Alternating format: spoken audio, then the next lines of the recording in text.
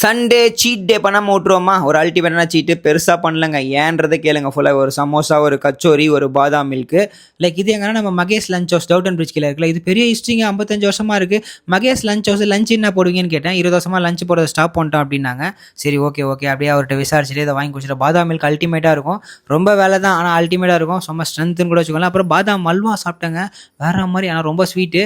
அதுக்கப்புறம் இது ஹோட்டல் பார்த்தீங்களா இல்லையா, சும்மா வேறு மாதிரி சாம்கோன்னு சொல்லிட்டு நம்ம எங்கள் அண்ணா நகரில் இருக்க சாம்கோ போனோம். லைனில் நிற்க வச்சு ரொம்ப நேரம் உட்கார வச்சாங்க. அப்புறம் சீ ஃபுட்டு ஃபுல்லாகவே உண்மையாகவே இது பெருசாக நான் சாப்பிடல.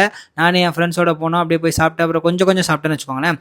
அதுக்கப்புறமேட்டு கொஞ்சம் ரைஸ், இந்த மீன்லாம் வாங்கி எல்லா மீனையும் கொஞ்சம் கடிச்சிக்கினேன். ஏன்னா மீன் பேர் தேவையில்ல. அப்புறம் ஃப்ரைட் ரைஸு, பன்னீர் ஃப்ரைட் ரைஸு அதை சாப்பிட்டேன். அதுக்கப்புறம் பன்னீர் கொஞ்சம் சாப்பிட்டேன்.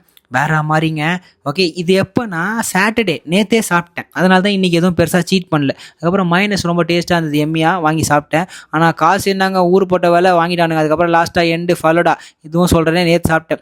காலையிலே அதான் நேற்று சாப்பிட்டதே காலையிலே 10 கிலோமீட்டர் ஓடி பேர்ன் பண்ணிட்டேன். இன்னைக்கு காலையில் பெருசாக எதுவும் பண்ணல, நீங்களே பார்த்துருப்பீங்க. அதுதான் அந்த மகேஷ் லஞ்ச் ஹவுஸில் சாப்பிட்டது.